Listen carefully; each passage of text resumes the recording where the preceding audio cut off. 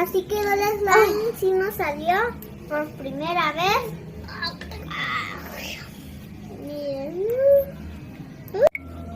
Hola amiguitos, bienvenidos a mi canal. Hoy vamos a hacer un slime con solo 2 ingredientes. Y el primer ingrediente va a ser un pegamento Smarty que tiene glitter y es de color rosita, que cuesta como unos 35 pesos, no sé.